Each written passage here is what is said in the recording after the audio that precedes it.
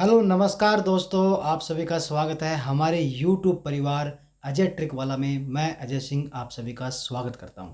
देखिए, मैंने एक लाइन लिखी है इसमें।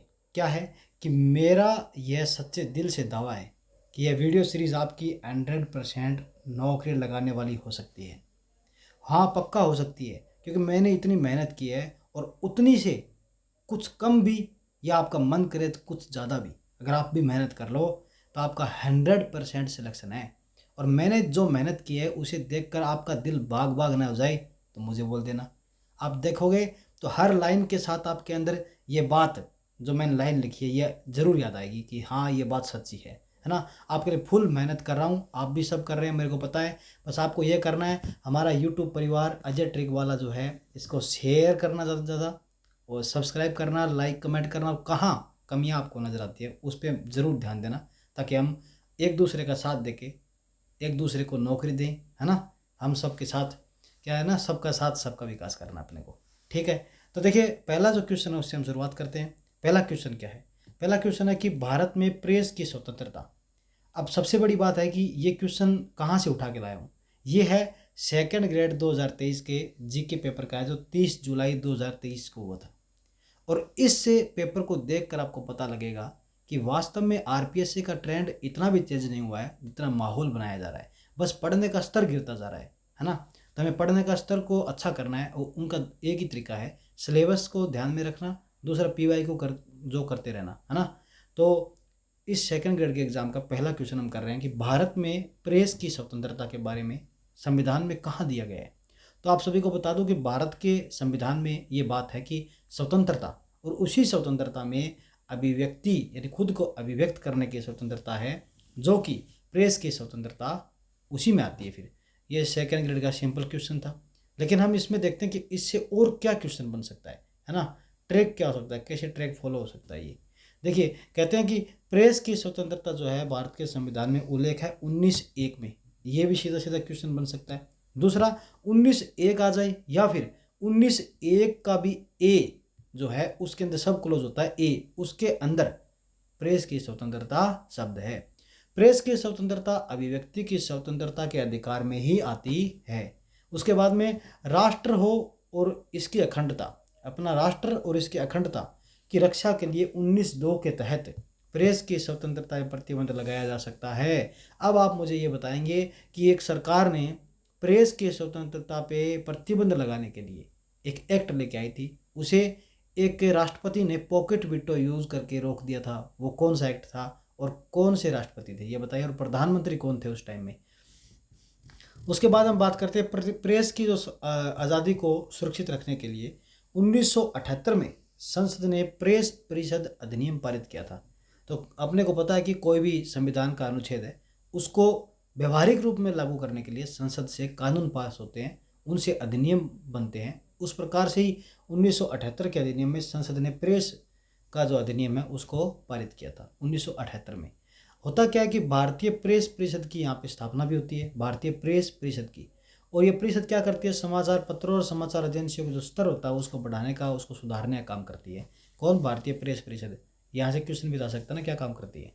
दूसरा, प्रेस से संबंधित एक विश्व यानी वर्ल्ड लेवल पे भी एक चीज़ है, जो है क्या, रिपोर्टर्स विदाउट बॉर्डर्स 2002 से हर साल प्रकाशित हो रही है।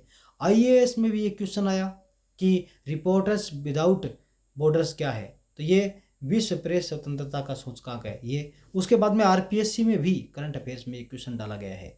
तो मतलब क्या है, ये चर्चा में है, ये हर साल आता है, सबसे बड़ी बात ये है। दूसरा, पत्रकारों को उपलब्ध स्वतंत्रता के आधार पर यह काम करता है, उसके आधार पर दिखाता है विश्व में क्या क्या स्वतंत्रता है। और इसके 5 मानक है। अगर आप यूपीएससी, आरएएस या फर्स्ट ग्रेड कर रहे हो तो उसके लिए ये इंपॉर्टेंट हो जाता है। 5 मानक में एक राजनीतिक है, विधिक है, आर्थिक है, सामाजिक सांस्कृतिक है, और सुरक्षा है। देखिए, सिंपल सिंपल है ना।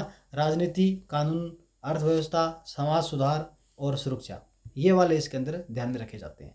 अब बात करते हैं 2023 में भारत जो है वो 100 में से 36.62 अंक लेके आया, और 180 देशों की सूची में भारत 161वें स्थान पे आता है, जहाँ पे प्रेस की स्वतंत्रता की बात की जाती है। और प्रेस की स्वतंत्रता का हमारे यहाँ पे क्या है, मूल अधिकार है, फिर भी 161 नंबर पे। और जहाँ 2022 में 150 था, यानी कि और भी स्थिति खराब हुई है। और 1950 में रोमेश थापर बनाम मद्रास राज्य मामले में सर्वोच्च न्यायालय ने प्रेस की स्वतंत्रता सभी लोकतांत्रिक संस्थाओं के लिए क्या हो जाती है, आधार बनती है।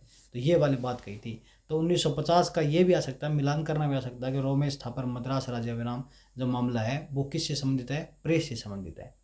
अब याद रखने की बात यह है कि इतना सारा हमने मैटर पढ़ा, क्या इंपॉर्टेंट है, बहुत इंपॉर्टेंट है। और आए हुए क्वेश्चन मैंने बताया भी कि जो अपने भारतीय संविधान में उसमें प्रेस की स्वतंत्रता अभिव्यक्ति की स्वतंत्रता में शामिल है, 19(1) में आती है। और 19(2) में इसमें प्रतिबंध भी लगते हैं। 1978 में इसके लिए अधिनियम भी बना, भारत की प्रेस परिषद भी बनी जो कि इसके स्तर को देखती है। दूसरा, विश्व प्रेस स्वतंत्रता का सूचकांक जिसे रिपोर्टर्स विदाउट बॉर्डर्स निकालता है, 2002 से स्टार्ट हुआ था, हर साल निकालता है। और भारत आज 2023 में कौन से स्थान पे, 161वें पे है, और 2022 में 150 पे था। और इसके 5 मानक बताए मैंने, राजनीतिक है, आर्थिक है, सुरक्षा है, सामाजिक है, सांस्कृतिक है, ये वाला, और विधिक है। तो हमें ध्यान रखना है, ठीक है। और 1950 का मैंने मामला बताया, रोमेश थापर बनाम मद्रास राज्य किससे संबंधित है, प्रेस से। अब 2 नंबर क्वेश्चन देखते हैं। भारत शासन अधिनियम 1935 के तहत महासंघ में अविशिष्ट शक्तियाँ किसको दी गई थी, महासंघ है ना।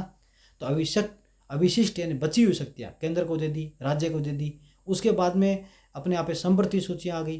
तो अब कुछ ताकतें बची जो कि क्या है, अवशिष्ट थी। तो वो किसको दी, राष्ट्रपति को दे दी, संसद को दे दी, किसको दी। तो 1935 का एक्ट और 1919 का एक्ट हमारे यहाँ पे डायरेक्ट लिखा गया है संविधान उसमें, सिलेबस में, कि 1919 और 1935 के एक्ट से विशेष रूप से क्वेश्चन आते हैं। तो ये वाला आया हुआ अभी देखिए आप। इसमें क्या है, गवर्नर था उस टाइम में जो कि ब्रिटिश संसद के लिए काम करता था, तो उसी को ताकत दी जाएगी ना, उसको दी, न कि किसी और को, क्योंकि सब के सब विधानमंडल और इतना नहीं था उस टाइम जो हमारे लिए काम करे। उसके बाद हम बात करते हैं कि 1935 में ब्रिटिश संसद द्वारा भारत सरकार अधिनियम था ये, ठीक है, 1935 का। 1937 में लागू होता है। पहला तो यही क्वेश्चन बन जाता है, कब लागू हुआ था, 1937 में। गवर्नर जनरल को यह ताकत दी थी अवशिष्ट शक्तियों की। उसके बाद में भारत सरकार अधिनियम 1919 आ गया। ये लो सिलेबस के 2 पॉइंट पूरे हो रहे हैं यहाँ पे। 1919 आ गया जो भारतीय जनसंख्या के किस वर्ग को वोट देने का अधिकार दिया है, ये वाली बात पूछ रहे हैं, ठीक है। तो हम देखते हैं कि किसको अधिकार दिया है। तो नंबर 1 ऑप्शन है, वे पुरुष जो कुछ निश्चित संपत्ति रखते हैं और शैक्षिक योग्यताएं रखते हैं, उनको दिया है। वे महिलाएं जो कुछ निश्चित संपत्ति और शैक्षिक योग्यताएं रखती हैं, उनको दिया है। भारत के सभी नागरिकों को दे दिया है, या फिर भारत में रहने वाले केवल ब्रिटिश नागरिकों को दिया है मतदान का अधिकार, है ना। किस वर्ग को वोट देने का अधिकार दिया, 1919 का एक्ट पूछ रहा है। तो 1919 और 1935 का एक्ट हमारे सिलेबस में है, और दोनों के क्वेश्चन आए हुए हैं देखिए, है ना। सिलेबस से बाहर कुछ नहीं आता है। अब देखिए क्या है, भारत सरकार अधिनियम 1919 की बात करते हैं। केंद्रीय विधायिका को अधिक शक्तिशाली बनाता है। गवर्नर जनरल को मुख्य कार्यकारी पदाधिकारी बना देता है, मुख्य कार्यकारी सीईओ होता है जिसे। द्विसदनीय विधानमंडल बन जाता है, 2 सदनों वाला विधानमंडल। उसके बाद में प्रांतों में द्वैध शासन है। द्वैध शासन कैसा है, हस्तांतरित और आरक्षित, ये वाला मामला भी है। इसमें क्या है, महिलाओं को वोट देने का अधिकार दिया गया, प्रांतीय विधान परिषदों का विस्तार किया गया। ये 1919 का पूरा एक्ट है, जिसके अंदर इंपॉर्टेंट क्या है, द्विसदन और द्वैध शासन। ये द्वैध शासन क्या है, 2 शासन है। किस तरीके के शासन है, 2 शासन, द्वैध शासन है।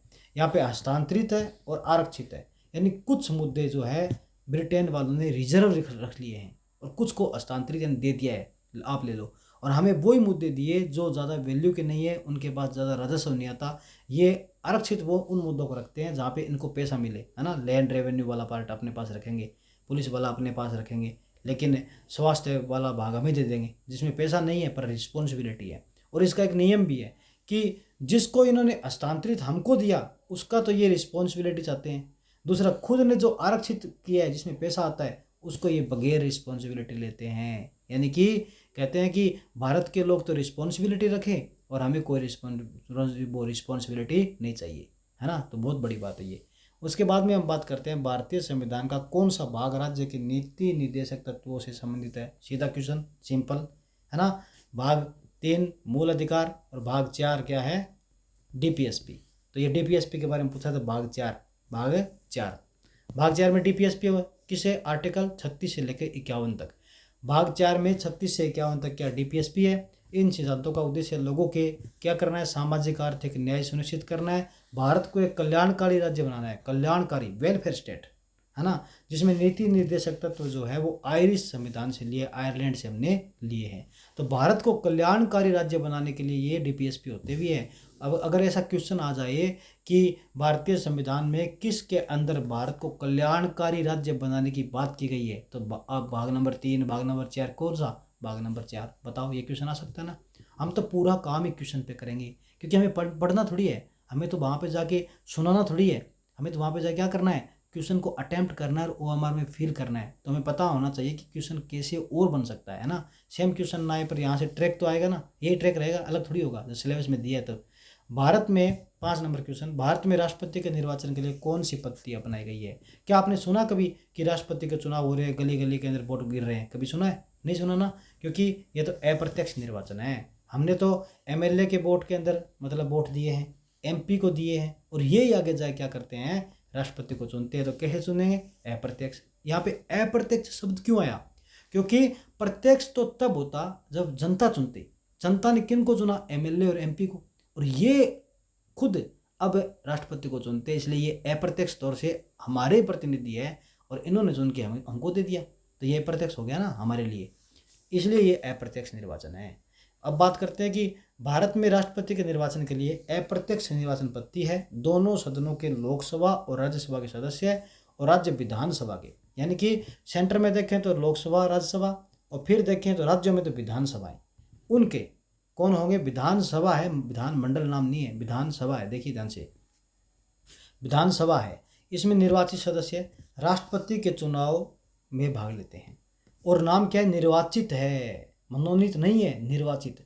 तो ज़्यादा बड़ा मैटर ही नहीं है। ये क्या है? संसद का अपने यहाँ पे लोकसभा, राज्यसभा और विधानसभा, और उनके भी निर्वाचित, क्या है? निर्वाचित, ये भाग लेते हैं। अनुच्छेद 55 में अप्रत्यक्ष विधि द्वारा इसका उल्लेख भी है। यानी कि 2016 में क्वेश्चन आया था, आगे आएगा बताऊंगा आपको मैं पटवारी में, कि पूछते हैं, और आईएएस का तो ट्रेंड रहा है, आरएएस का ट्रेंड रहा है, ऐसे पूछेंगे कि ये वाला मैटर संविधान में दिया गया क्या?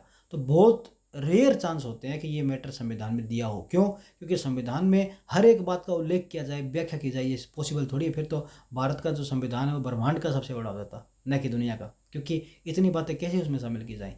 तो बताते हैं कि 19 जो अनुच्छेद 55 है उसमें अप्रत्यक्ष विधि का उल्लेख है राष्ट्रपति के चुनावों का। ये इंपॉर्टेंट बात है, यहाँ से क्वेश्चन बन सकता है।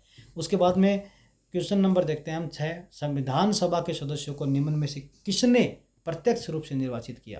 यानी कि जो संविधान सभा बनी थी वो प्रत्यक्ष भी थी और अप्रत्यक्ष भी थी, जिसमें पूछ रहे हैं कि प्रत्यक्ष रूप से चुनने वाले कौन थे? तो क्या प्रांतों की विधानसभा थी, प्रांतों की जनता थी, प्रांत और संघीय व्यवस्थापिका थी, या संघीय व्यवस्थापिका थी? इनमें से कौन है? तो प्रांतों की विधानसभा जो है वो क्या कर रही है? प्रत्यक्ष तौर पे जो अपने सदस्य वो चुन के भेज रही है। कैसे? संविधान सभा के सदस्यों की कुल संख्या थी 389, जिनमें 292 ब्रिटिश प्रांतों से, 4 चीफ कमिश्नर स्टेट। आप मुझको बता सकते हैं कि 4 कौन कौन से मतलब ये स्थल से जहाँ पे क्या है कमिश्नरेट था, यानी अपने आप ही राजस्थान में था क्या कोई? अजमेर और कुर्ग था, कहीं पे बलूचिस्तान था, और इसके अलावा एक और आप मेरे को बताएं कि कौन सा है? दिल्ली है या मुंबई है, कलकत्ता है, कौन सा था? 4 हमारे यहाँ पे कमिश्नर सेक्टर थे। तो अब बात करते हैं कि वापस से संविधान सभा के सदस्य 389 है, जिनमें 292 ब्रिटिश प्रांतों के, 4 कमिश्नर सेक्टर के, जिनमें अब चुनाव होगा तो उनमें 93 देशी रियासतों द्वारा मनोनीत है ना। तो इसमें देखिए निर्वाचित भी है और मनोनीत भी है, तो दोनों मिक्स हो गए ना। 296 निर्वाचित सीट जो सीटें थी, 296 निर्वाचित सीटें, 96 कैसी हुई? 292 तो सीधी ब्रिटिश प्रांतों की और 4 कमिश्नर स्टेट के, 296 होगी ना। इन 296 से 208 सीटें किसको मिली थी? कांग्रेस को, 208 96 से, और 73 मिली है मुस्लिम लीग को, 15 अन्य दलों को। पहली बैठक होती है 9 दिसंबर 1946, ये तो सिंपल आपने सुना ही होगा। अब क्वेश्चन आ गया, संविधान सभा में निर्णय निम्न में से किस आधार पर लिया जाता है? संविधान सभा में कैसे निर्णय लिया था उन्होंने? तो देखिए संविधान सभा में कितने सारे क्वेश्चन बन रहे हैं। अब ये बात तो स्पष्ट है, आगे आने वाले एग्जाम ऐसे होंगे। तो अब देखिए सहमति और रजामंदी से इन्होंने क्या है फैसले लिए थे। अल्पमत, सर्वसम्मति, बहुमत, ऐसी चीज़ें उस टाइम पॉसिबल भी नहीं थी। वैसे पॉसिबल थी क्योंकि सीटें बहुत सारी एक ही पक्ष की थी, फिर भी इन्होंने सहमति से फैसले लिए हैं। सबको अपने अपने पक्ष रखने का क्या दिया है? शक्ति दी है। संविधान सभा में निर्णय सहमति और रजामंदी के आधार पर हुए थे। हालांकि संविधान सभा जो गठन हुआ है वो अंशतः निर्वाचित भी हुआ, जहाँ से ब्रिटिश प्रांत थे अंशतः निर्वाचित में। अंशतः नामित थे, वो रियासतों के प्रमुख, है ना। तो ब्रिटिश वाले तो खुद निर्वाचित होके आए हैं प्रांतों से, तो भाई नामित होके आए, नॉमिनेटेड होके आए, मनोनीत होके आए ना, वो कहाँ से है? रियासतों के प्रमुखों से, रियासतों के प्रमुखों ने भेजा है। अब देखते हैं क्वेश्चन नंबर 8। निम्न में से किस मामले में उच्चतम न्यायालय ने निर्णय दिया कि संवैधानिक जो संशोधन हम करते हैं ना, अगर वो अनुच्छेद 13 के साथ छेड़छाड़ कर रहा है, जिसके अंदर विधि है, उसके साथ छेड़छाड़ कर रहा है, तो फिर वो असंगत अगर कर रहा है मूल अधिकारी को, तो शून्य घोषित हो जाएगा। यानी कि उच्चतम न्यायालय कहती है आपने कोई संविधान संशोधन किया और उससे आर्टिकल 13 में जो विधि है, कानून है, उसके कोई प्रभाव पड़ा और उससे मूल अधिकारों का अगर कुछ मैटर भी शून्य करने की कोशिश की गई, उस शक्ति को कम करने की कोशिश की गई जो मूल अधिकारियों की होती है, उसके साथ छेड़छाड़ की गई, तो ये जो है संविधान संशोधन क्या हो जाएगा? शून्य हो जाएगा, फेल हो जाएगा, है ना। संविधान संशोधन मान्य नहीं होगा। फिर ये फैसला आया था गोलकनाथ बनाम में, यानी गोला यानी शून्य बना देंगे, है ना।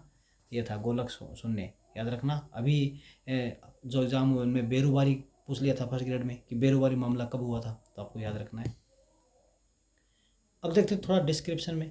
गोलकनाथ मामला 1967 में हुआ था। देखिए आपने बहुत सारे क्वेश्चन देखे, केशवानंद भारती महेंद्रवा मिल्स को मिलान करने के लिए आता है। केशवानंद भारती 1973 का, महेंद्रवा मिल्स 1981 का, 84 का, कब का, ये आप कमेंट में लिखिए। उसके बाद में गोलकनाथ का 1967 का, तो इनको मिलान करना आपने पढ़ा। लेकिन कभी आपने देखा कि ये न्यायमूर्ति जो सुब्बा राव थे उस समय, इन्होंने निर्णय लिया था, तो ये आज आ नहीं सकता क्या कि गोलकनाथ मामला 1967 का मामला जो संविधान और न्यायालय की प्रक्रिया महत्वपूर्ण रहा, उसके अंदर जो निर्णय लिया था वो न्यायाधीश कौन थे? तो कौन थे? सुब्बा राव। क्योंकि PIL से संबंधित क्वेश्चन आया भी तो हुआ है, याचिका से संबंधित कौन? भगवती चरण, उनका नाम आता है ना, भगवती चरण इनका जो जज थे, उनके समय में PIL बहुत ज़्यादा इंपॉर्टेंट हुई थी, तो इनका नाम भी तो आ सकता है, सुब्बा राव का। भारतीय राज्य के राज्यपाल के बारे में कुछ क्वेश्चन है, देखेंगे क्या। और मैं सत्य नहीं पूछा है, क्या नहीं पूछा है? सत्य नहीं, ये नहीं पहले पकड़ना है ना। और क्वेश्चन नंबर 9 है वह 5 साल की अवधि के लिए पद पे रहता है। हाँ, सामान्यतः 5 साल के लिए रहता है। यदि संबंधित राज्य की विधानमंडल उसे हटाने के लिए प्रस्ताव पारित कर दे तो हटाया भी जा सकता है राज्यपाल को। उनकी नियुक्ति भारत के राष्ट्रपति द्वारा की जाती है। हमने सुना ये राष्ट्रपति भेजते हैं। वह 1 से अधिक राज्यों का राज्यपाल हो सकता है। तो ये तो बात देखिए, बहुत बार क्वेश्चन भी आया हुआ है ये वाला कि 1 से अधिक राज्यों का हो सकता है, और ये 7वें संविधान संशोधन में की गई थी। उसके बाद में बात आई कि विधानमंडल उसे हटाएगा। देखो, चुन के राष्ट्रपति भेज रहे हैं और विधानमंडल हटाएगा, तो कहीं से भी सेट नहीं हो रहा ऑप्शन, और ये इसका आंसर था। तब ये मानने का पेपर बहुत हार्ड है, हार्ड नहीं है, बस एक सिस्टम के तहत है, और हमें उस सिस्टम से बाहर नहीं जाना, सिलेबस के अंदर रहना है और सिलेबस पे काम करना है। कि एक पॉइंट को उठाना है, उस पॉइंट को हमें पूरा करना है, PYQ देखना है। आप पहले ये PYQ देखेंगे, फिर टॉपिक देखेंगे, फिर टॉपिक पढ़ के दोबारा PYQ देखेंगे, मज़ा भी आएगा। अब देखिए इसके बारे में थोड़ा सा। राज्यपाल सामान्यतः 5 साल रहता है, और 156 के तहत राज्यपाल जो होता है राष्ट्रपति के प्रसाद पर्यंत होता है। राष्ट्रपति प्रसाद देगा, वो खाएगा, तभी तो रहेगा। अगर राष्ट्रपति ने प्रसाद देना बंद कर दिया तो राज्यपाल खत्म। संबंधित राज्य के विधानमंडल द्वारा राज्यपाल को हटाने के लिए किसी तरह का प्रस्ताव नहीं लाया जाता है। ऐसा नहीं है कि कोई प्रस्ताव संबंधित राज्य की कौन ले आएगी? विधानमंडल ले आएगी। और एक बात बताता हूँ, 2016 में पटवारी के एग्जाम में क्वेश्चन आया था कि जो राज्यपाल होता है उसे हटाने के लिए संविधान में व्याख्या की गई है। तो बताइए किसको कैसे हटाना है, इसके बारे में संविधान ऐसे व्याख्या करने के लिए थोड़ी बैठा है, पूरी पूरी बता देगा। थोड़ी बात कह सकता है, भी राष्ट्रपति चुन के भेजेगा, प्रसाद पर्यंत रहेगा, ये बातें हो सकती है, 156 की तहत आ रही है। लेकिन उसको हटाना और ये थोड़ी होगा, इतनी व्याख्या संविधान में लिखने लगे तो संविधान तो पूरे ब्रह्मांड का सबसे बड़ा हो जाएगा ना। क्वेश्चन नंबर 10, किस संविधान संशोधन के तहत एक व्यक्ति 2 या फिर अधिक राज्यों का राज्यपाल बनाया जा सकता है? तो ये कौन सा संविधान संशोधन था? मैंने बोला भी था, 7वां संविधान संशोधन, यानी राज्यपाल का दूसरा क्वेश्चन है ये, देखिए, है ना। उसके बाद में क्वेश्चन आता है, थोड़ा सा डिस्क्रिप्ट देख लेते हैं हम। 1956 के 7वां संविधान संशोधन अधिनियम हुआ, उसमें एक व्यक्ति क्या कर सकता है? 2 या 2 से अधिक राज्यों का राज्यपाल बन सकता है। अब उसको वेतन कैसे देंगे? 2 या अधिक राज्यों का जब नियुक्त होगा ना, तो उसके लिए जो दे छूट और भत्ते हैं वो राज्यों द्वारा ऐसे अनुपात में साझा किए जाएंगे जो राष्ट्रपति निर्धारित कर लेंगे, ठीक है। और संविधान में राज्यों को हटाने संबंधित कोई प्रावधान का उल्लेख नहीं है। ये 2016 का पटवारी का प्रश्न है, इंपॉर्टेंट है, याद रखना है। उसके बाद हम बात कर रहे हैं क्वेश्चन नंबर 11, लोकसभा का नेता कौन होता है? ये तो सारी दुनिया जान रही है कि लोकसभा का नेता कौन होता है। लोकसभा का नेता कौन होता है? प्रधानमंत्री होता है ना, राष्ट्रपति थोड़ी होंगे। क्या दे रखा है देखिए, राष्ट्रपति, उपराष्ट्रपति, लोकसभा अध्यक्ष। अब कहीं ना कहीं कई मानेंगे कि लोकसभा अध्यक्ष, तो लोकसभा अध्यक्ष भी वैसे एमपी होता है ना, लेकिन लोकसभा का नेता दलों का जो राजा होता है वो प्रधानमंत्री होता है। नाव नाव के अंदर है ना जो झंडी लहराते हैं जिस नाम की, वो कौन होता है? प्रधानमंत्री। लोकसभा के नियमों के अनुसार, किसके अनुसार? नियमों के अनुसार सदन के नेता से तात्पर्य है प्रधानमंत्री से। और राज्यसभा में भी सदन का नेता होता है, एक मंत्री या फिर राज्यसभा का सदस्य होता है, उसे प्रधानमंत्री द्वारा नामित किया जाता है। प्रधानमंत्री कहता है राज्यसभा में भी एक क्या होगा? सदन का नेता होगा, जिसे मैं लोकसभा में हूँ उसी प्रकार से एक होगा, तो उसको नॉमिनेट जो नामित करता है प्रधानमंत्री, जो एक मंत्री या राज्यसभा का सदस्य होगा, है ना। ऐसे क्यों लिखा मंत्री या फिर राज्यसभा का सदस्य? क्योंकि कोई भी सदन के लिए 6 महीने बाद भी तो मतलब अंदर अंदर भी वोट तो होते हैं, पहले उसको बनाया जा सकता है ना सदस्य। तो क्वेश्चन नंबर 12 क्या है? 2019 के आम चुनाव में राष्ट्रीय राजनीतिक दलों के प्रत्याशी कुल कितने स्थानों पर विजय हुए? राष्ट्रीय राजनीतिक दलों के बारे में देखिए। तो एक बात तो ध्यान रखने की कि राष्ट्रीय राजनीतिक दल कैसे बनते हैं, 8% में राष्ट्रीय राजनीतिक दल कितने हैं, इंपॉर्टेंट है ना। और अभी चुनाव हुए जो प्रधानमंत्री के, उनमें किस किस ने कितने वोट प्राप्त किए, ये वाला क्वेश्चन आया भी अभी जस्ट ही एग्जाम के अंदर, तो याद रखना आपको। तो उस टाइम का ये क्वेश्चन है, तो उस टाइम आंसर था 397, ठीक है। जिसके अंदर बताया कि 17वीं लोकसभा थी, उसमें 8 राष्ट्रीय दल थे, जिसके अंदर 397 कुल सीटें राष्ट्रीय दलों ने जीती थी, और सर्वाधिक जो सीटें थी वो 303 भाजपा के पास थी, है ना।